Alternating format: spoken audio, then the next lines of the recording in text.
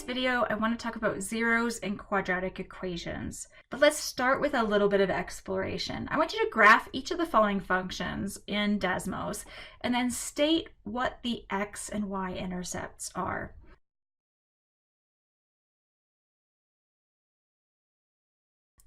Okay, let's go ahead and look at the first graph.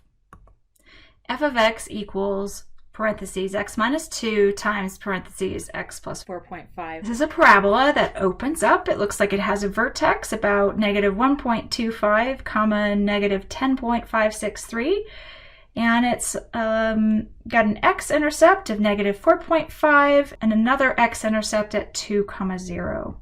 So that gives me the x-intercepts. Let me write those down. Parentheses negative 4.5 comma 0 and parentheses 2 comma 0. Close the parentheses. And then we also need the y-intercept for that, and the y-intercept looks like that 0 comma negative 9. The next one is g of x equals negative 2 times parentheses x minus 0.5, close the parentheses, times x minus 24, close the parentheses. When you first graph this one, you might think it's a straight line, but it's actually a parabola that opens down. You need to zoom out to see that guy. And if you zoom out far enough to like a y-axis going up to maybe 300, you'll see that you've got a parabola that opens down. Its vertex is at 12.25 comma 276.125, and it's got x-intercepts of 0.5 and 24. So let's go ahead and write those down. Parentheses 0.5 comma 0, close the parentheses, and parentheses 24 comma 0, close the parentheses. Then we just need the y-intercept. So the y-intercept will touch the graph again. That's 0 comma negative 24. Okay, last one. H of x equals 1.25 times parentheses x plus 3, close the parentheses, and then times parentheses x minus 3, close the parentheses. This is a parabola that opens up. It has a vertex of 0 comma negative 11.25, and hey, that is the y-intercept, so let's go ahead and move that over here. 0 comma negative 11.25. And then we also need the x-intercepts for this. The x-intercepts are at negative 3 and positive 3. And then remember, it's an opening up parabola, so U-shaped curve. Let's add those x-intercepts. That's negative 3 comma 0 and 3 comma 0. I want you to notice something about this. We actually have these quadratic functions in what we call a factored form.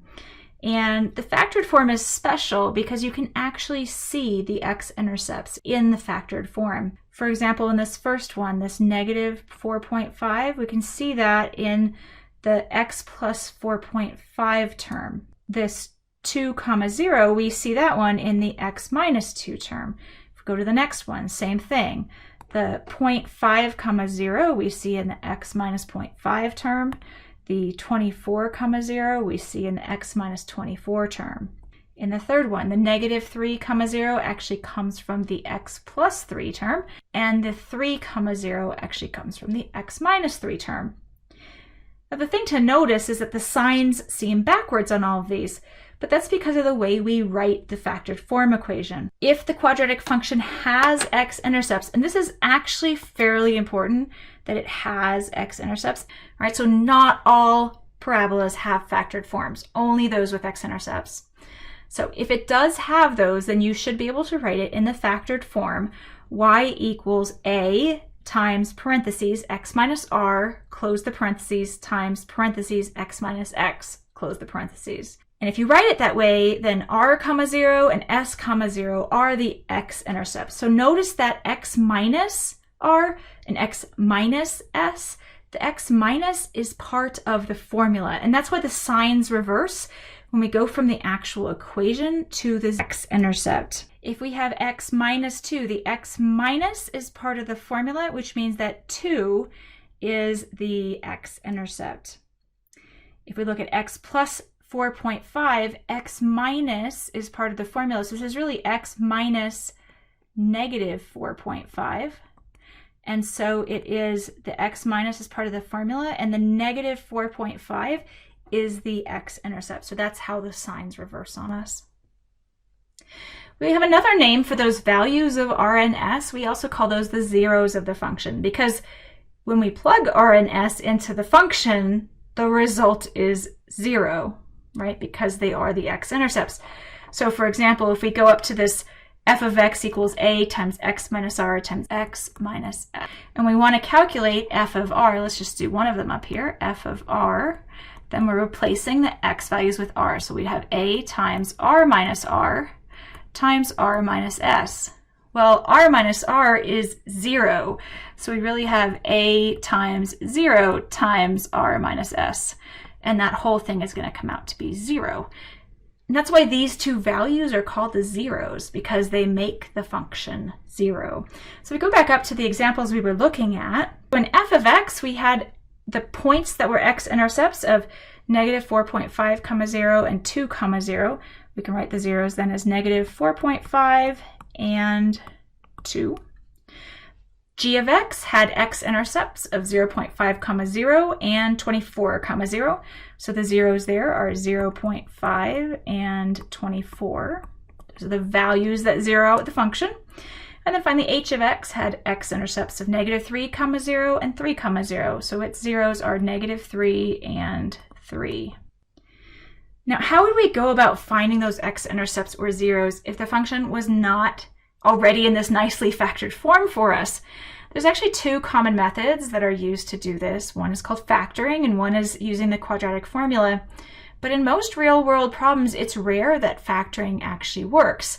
So we're going to focus on the quadratic formula as a solution that will always help us to find the x-intercepts or 0.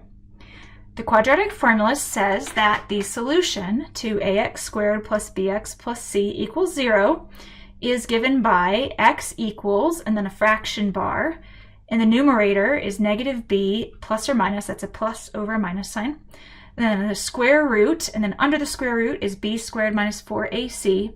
The denominator of the fraction has 2a. If you want to learn where that formula comes from, it's not that hard to follow the derivation. I'd suggest you go to YouTube and find the Patrick JMT video channel and look for the one called Deriving the Quadratic Formula, and you'll get a walkthrough of exactly where that comes from.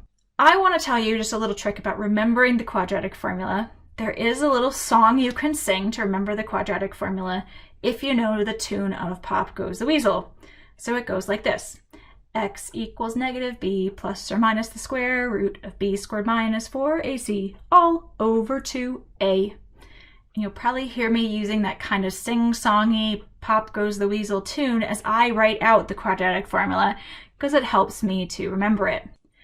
So what we're going to do now is find the y and x-intercepts of h of x equals x squared minus x minus 12 algebraically. So we're not going to use a graph for this, we're going to do it ourselves, and then we're going to double check it by looking at the graph. Let's start with the y-intercept, because that one's always a little easier. To find the y-intercept, we're going to let x equal 0. We're going to find h of 0, which is 0 squared minus 0 minus 12, and that just comes out to be minus 12, which means that our y-intercept is 0, negative 12. Let's find our x-intercepts now. So to find our x-intercepts, we let the y value equal 0. In this case, we let h of x equal 0. That's our equivalent of a y value here. So we'll say 0 equals x squared minus x minus 12. That is the equation that we will solve with the quadratic equation, because we have the quadratic part, x squared minus x minus 12, and it's equal to 0. It's important that it's equal to 0. That is part of this formula, right? Equals 0. It doesn't work unless you've got that. So you need to move your terms over if you don't have an equal 0. The next thing we need to do is figure out what a, b, and c are. So a is the number in front of x squared, a is 1. B is the number in front of x, so b is negative 1. And c is the constant that's by itself, so c is negative 12. We've got a, b, and c, so now we plug it into the quadratic formula. So here we go. You can hear me sing. So we've got x equals negative b, so that's negative 1, plus or minus the square root, we'll make a big one, of b squared, which is negative 1 in parentheses squared, minus 4ac, that's 4 times 1 times negative 12, all over 2a, so that's 2 times 1. Okay, let's work that out. Negative 1 is positive 1, so that's 1 plus or minus the square root. Negative 1, the quantity squared is negative 1 times negative 1, so that's positive 1.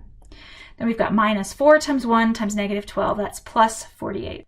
And that's all over 2 times 1, which is 2. So now we have 1 plus or minus the square root of 49. Hey, that's working out good. That's all over 2. 1 plus or minus 7 over 2.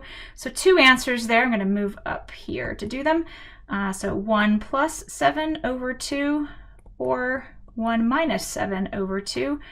That would be 8 over 2 or negative 6 over 2. Finally, we have 4 or negative 3. So I think that my x-intercepts are 4, 0 and negative 3, 0, which means that my zeros, if I wanted to write those out, are 4 and negative 3.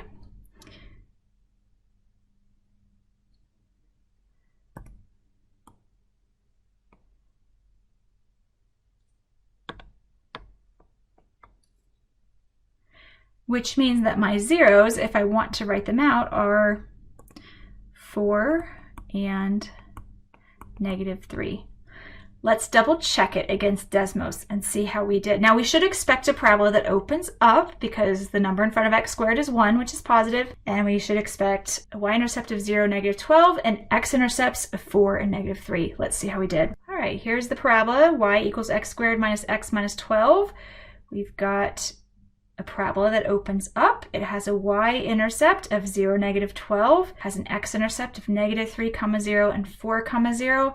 And just in case you wanted the vertex, it's at 0.5, negative 12.25. So a nice parabola that works out exactly like we did it algebraically.